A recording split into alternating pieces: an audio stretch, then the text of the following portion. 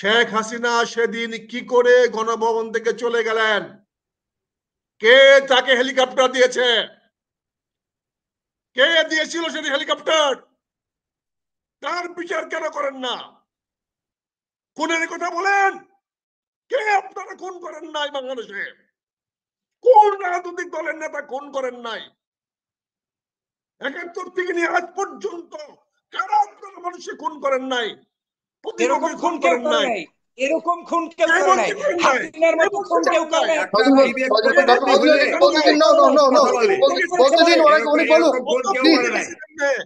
আপনি কত খুন দেখেছেন?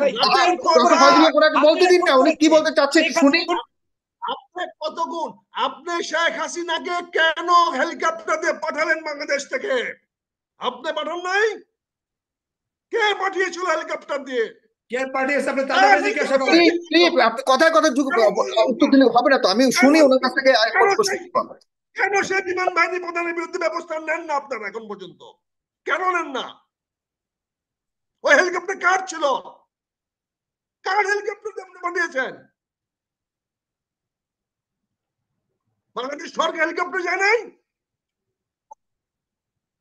ও সেগুলা প্রশ্ন জবাব দিতে পারেন না, ইনে মেনে কথা বলেন।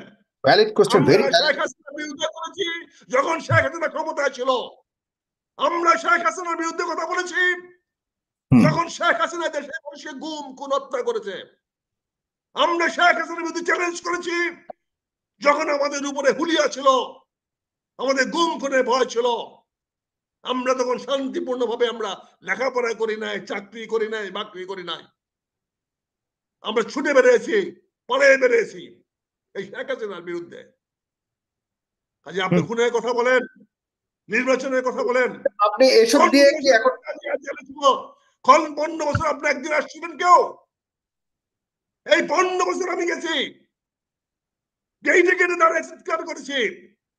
কোথায় ছিলেন সেদিন যখন খালেদা জিয়াকে দেশ থেকে বিদায় করে দিয়েছিল আর্মি? তখন কে ছিল? গেছিলেন আপনারা? আপনাদের নেতা যখন ফাঁসি হয়েছিল একটা দিন আসছিলেন কেউ রাজপথে? কেউ তো আসেন নাই। কাজে আজকে আপনি বলেন এগুলা বলতে চাই না। মেজর আখতারুজ্জামান এগুলি বলেও কিন্তু উত্তরটা পাইনি, সঠিক উত্তরটা পাইনি। তার মানে আপনি কোনো জাস্টিফিকেশন দিতে চাচ্ছেন? আপনি কোনো জাস্টিফিকেশন দিতে চাচ্ছেন যে আপনার রোমান্টিক পলিটিক্স করবেন? আপনারা শেখ হাসিনা বহাল তবিয়তে বাংলাদেশ সরকারের ক্ষমতা ব্যবহার করে, রিসোর্স ব্যবহার করে দাপটের সঙ্গে দেশ থেকে চলে গেছে। আপনারা তার টিকিটই ধরতে পারেন নাই। তার সঙ্গে তার সকল সাঙ্গ পাঙ্গ নিয়ে গেছেন। তার ৩০০ এমপির মধ্যে তার ২৪০ জন বেশি এমপি সে নিয়ে গেছে। সে যদি এখনো বৈধ সরকার হিসেবে ডিক্লেয়ার করে আপনি কি করবেন? তার এমপি যদি এখনো ডিক্লেয়ার করে কি করবেন আপনি? তাকে যদি ভালো সরকারি সহায়তা করে কি করবেন? আপনি কি এখনো কি তাইওয়ান আছে না বৈধ রাষ্ট্র হিসেবে পৃথিবীতে? আজকে কি করেছেন আপনি? তুরস্কে যখন খুব শান্তি শৃঙ্খলা শুনতে হচ্ছে তুরস্ক ঘেরাও করে রাখছেন, কি করেছেন আপনারা? মাপ চান নাই রাশিয়ার কাছে? বলেন নাই যে ওদিকে মাইরো না, হত্যা করো না? এলাকাটা হলো ইউক্রেন এলাকা ঘেরাও করে রাখছে, কেউ তো প্রশ্ন করলেন রাশিয়াকে কেন তুমি ঘেরাও করে রাখলা? উল্টা সবাই বললেন, আপনারা জাতিসংঘ বললেন যে ওনাদেরকে হত্যা করেন না। আপনারা এগুলো বলেন? না ঠিক আছে, এটা আপনাদের শেখ হাসিনা বলেছিল। ২৪০ জন এমপি কোথায়? কোথায় এরা? কোথায় আছে? ৪৬০টা উপজেলা চেয়ারম্যান আছে, ৪৬০টা উপজেলার আওয়ামী লীগের সভাপতি সেক্রেটারি আছে, যুব দলের সভাপতি সেক্রেটারি আছে। ওরা কোথায়? ওদের কি করছেন ৫-৭ মাসে? আপনারা আমাদেরকে প্রশ্ন করেন, আমরা প্রশ্ন জবাব জানি। আমরা জানি কি করে রাষ্ট্র চালাতে হয়। জি, এখন আমার কাছে আমার প্রশ্নের উত্তরটা এখনো এক কথায় পাইনি। আপনি যে প্রশ্নগুলো তুলেছেন, আপনি যে কোশ্চেনগুলি তুলেছেন, অল আর ভ্যালিড, অল আর ভ্যালিড। আপনি মনে করেন যে আপনি সঠিক কথা বলেছেন, সঠিক প্রশ্ন করেছেন, কিন্তু তাকে এখনো বুঝতে পারছেন না আপনি চান কিনা যে আওয়ামী লীগের পালিয়ে যাওয়া অথবা দেশ ছেড়ে চলে যাওয়া তারা আবার ফেরত আসুক এবং তারা আবারও রাজনীতি পুনর্বাসন হোক অথবা সামনে নির্বাচন অংশগ্রহণ আপনি তো করুক? বারবার একই কথা বলছেন, শেখ হাসিনা ফেরত আসবে, এ উত্তর আক্তার ভাই সহজ দিতে পারবে ফেরত না, এই আসবে। উত্তর সে দেবে না, এই উত্তর সে দেবে না। শেখ হাসিনা ফেরত আসবে, ভারতীয় সেনাবাহিনী নিয়ে ফেরত আসবে, লিখে হুম, রাখেন। ওই স্বপ্ন দেখা বন্ধ করেন আক্তার ভাই, ওই স্বপ্ন দেখা বন্ধ আমি করেন। আচ্ছা স্বপ্ন ঠিক আছে, স্বপ্ন ওইটার লিখে অপেক্ষায় রাখেন, আছেন, আমি লিখে ওইটার রাখেন, স্বপ্ন অপেক্ষায় লিখে রাখেন আছেন, আপনারা। ওইটার অপেক্ষায় আচ্ছা আছেন, স্বপ্ন ওইটার লিখে আচ্ছা অপেক্ষায় ঠিক আছেন। আছে ঠিক আছে, কিন্তু ওই কিন্তু ভারতের কিন্তু সেনাবাহিনী কিন্তু নিয়ে একটু আসবে, একটু ডক্টর আপনি ফয়জুল হক আসবেন অপেক্ষায় আপনার, অপেক্ষা না ঠিক করতেছেন। আছে, একটু ডক্টর ফয়জুল ভারত হক, ওইটার জন্য অপেক্ষা করতেছে। ডক্টর একদল ফয়জুল হক একটু শেখ একটু, হাসিনা, আমি খুব শেখ হাসিনা অবাক হচ্ছি। একদল লোক বাংলাদেশে, শেখ হাসিনা একদল লোক বাংলাদেশে রেখে গেছে, আর একদল লোক নিয়ে গেছে, আর ভারত থেকে সেনাবাহিনী নিয়ে আসবে, ওইটার অপেক্ষায় উনি আছে।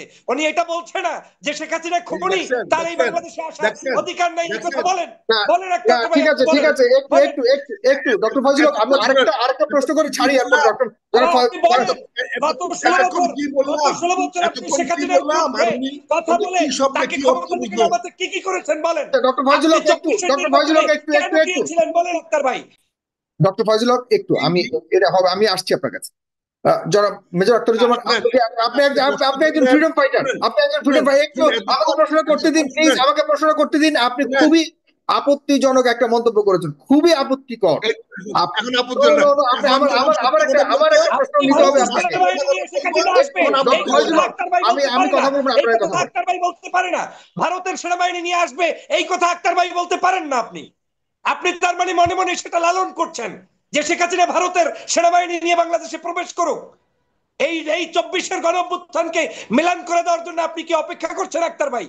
আপনি সিনিয়র সিটিজেন হয়ে, বাংলাদেশের একজন বিজ্ঞ ব্যক্তি হয়ে এটা বলতে পারেন না। ওকে, ওনাকে একটু জবাব জবাব দিতে দেন, এবার দয়া করে একটু শান্ত হন।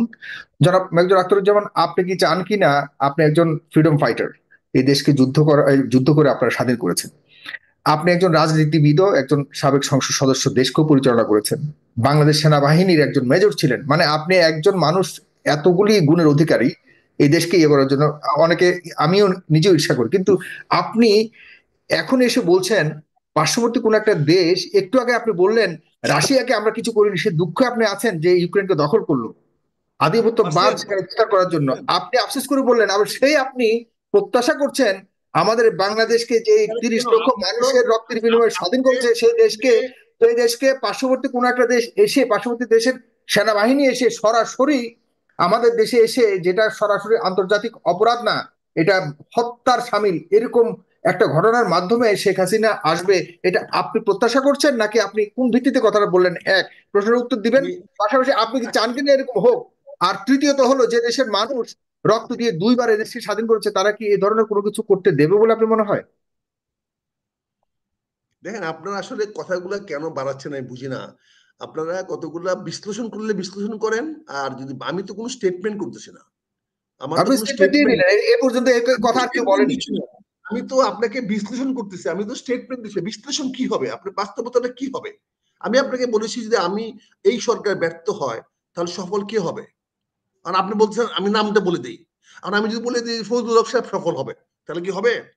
না, আমি ওটাতে যাচ্ছি না, আমি আপনি যেটা তাহলে বললেন, যে আমি কমেন্টটা করলেন, এটাকে এই আপনি জেনে সরকার, শুনে এই কমেন্টটা করছেন? বর্তমান সরকার, বাংলাদেশে এই বর্তমান বাংলাদেশে সরকার যদি পার্শ্ববর্তী ব্যর্থ হয়, এই পার্শ্ববর্তী বর্তমান এই সেনাবাহিনী করে একটা বর্তমান পিঁপড়ে ঢুকবারও সাহস নাই, এই এই বর্তমান জায়গায় সরকার বাংলাদেশ যদি চলে গেছে, ব্যর্থ হয়, এটা এটা আপনি বলতে পারেন না। এক, আজকে আর দুই হলো, আজকে কি হয়েছে? আপনি আওয়ামী আজকে লীগের কি আমলে হয়েছে? আপনি সবচেয়ে বলেছেন শেখ হাসিনাকে আজকে পতন ঘটানোর মতো কোনো শক্তি আজকে পৃথিবীতে নাই, কিন্তু শেখ হাসিনার পতন হলো তো।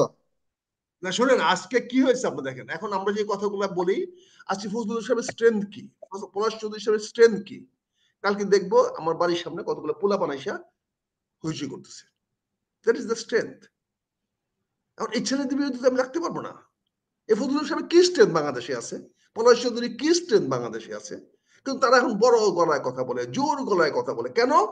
কারণ কতগুলো মব পাঠায় দেবে কালকে আমাদেরকে, যে কোনো একটা লোককে মব পাঠায় দেবে। মব পাঠায় দিলে বাচ্চারা কি করবে? তারা এসে মব এসে যে কিছু করে চলে যাবে। ওনারা বললো আমরা তো বলছিলাম।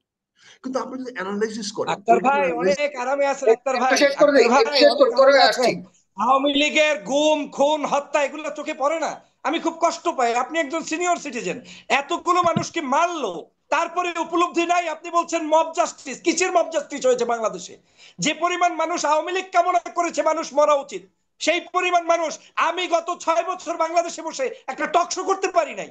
হুমকি দিয়ে বাংলাদেশে নিয়ে আসতে চেয়েছে, বিদেশগুলোতে চিঠি পাঠিয়ে ওখানে গ্রেফতার করতে চেয়েছে। আপনি এখন ঢাকা শহরে মেডিকেলের ট্রিটমেন্ট নিচ্ছেন, আপনি তো আপনি তো এখন এই মুহূর্তে ট্রিটমেন্ট নিচ্ছেন, আপনি তো আরামে আছেন, আপনি এটাই তো স্বাধীনতা যে আপনি এখনো আরামে আছেন। এই সরকারের বিরোধিতা করে, এই সরকারের বিরোধিতা করে আক্তার ভাই মেডিকেল চিকিৎসা নিচ্ছেন, এর চেয়ে ভালো কি আর থাকতে চান আপনি? সেখানে আমরা কি সেটা করেছি? আপনারা যে আপনারা করেছেন এই আন্দোলন তো আমরা করছিলাম, কই আন্দোলন আমাদের সামনে আসলেন না, আমাদের সঙ্গে কেন আসলেন না? কিসের আন্দোলন করেছেন আপনি? আমরা তো শেখ হাসিনা দাও কিসের আন্দোলন? আপনাকে তো আপনি ছাড়া কেউ করে না, আপনার দায়িত্ব কেউ নেই, আপনি জায়গা আমরা দুজন কথা বলা হবে না, একটু শেষ করে আমরা শেষ করে বলা হবে। আপনার কাছে আমি এক্ষুনি আসছি। কথাবার্তার কোনো ব্যালেন্স আপনি নেই, আবার হুমকি দিচ্ছেন, কোনটা করেন আপনি এটাই তো জানেন না। ভারত থেকে সেনাবাহিনী নিয়ে শেখ হাসিনা নাচতে নাচতে আসবে, আপনি এটা স্বাধীন দেশে বসে বলছেন। এর চাইতো আপনি কি স্বাধীনতা চান? আমার এই বাংলাদেশের মাতৃভূমিতে এমন কোন সত্যিকার নাই যে বিদেশ থেকে আমার দেশে আসবে। এই 5ই আগস্ট সংগঠিত হয়েছে সাগর ভাই, 5ই আগস্ট শুধু হাসিনাকে বিদায়ের জন্য নয়, 5ই আগস্ট সংগঠিত হয়েছে ভারতীয় আধিপত্যবাদের বিরুদ্ধে। অতএব সেটা আমাদের রাজনীতিবিদদের জানা উচিত, নিশ্চয়ই আখতারুজ্জামান ভাই জানা উচিত। আমি আপনাকে বলছি বেদবি নেবেন না। আমার মনে হচ্ছে আখতারুজ্জামান ভাই গোপন কোন তথ্য জানে, সরকারের উচিত হবে তাকে নিরাপদে ভদ্রভাবে সম্মান জানিয়ে তার কাছ থেকে তথ্য সংগ্রহ করা, যে সেনাবাহিনী ভারতের বাংলাদেশের শেখ হাসিনাকে নিয়ে কেন প্রবেশ করবে, কিভাবে করবে। আক্তার ভাইয়ের উপরে কোনো টর্চার নয়, মানুষের যন্ত্রণা নয়, জেলে নেওয়া লাগবে না, কিন্তু ওনাকে জিজ্ঞাসাবাদ অবশ্যই টকশোর মাধ্যমে আমি জানাই করতে হবে। না হয় বাংলাদেশের ভবিষ্যৎ যদি খারাপ হয়, সেজন্য সাইফুর সাগর ভাই আপনিও দায়ী থাকবেন, আক্তার ভাইও দায়ী থাকবে।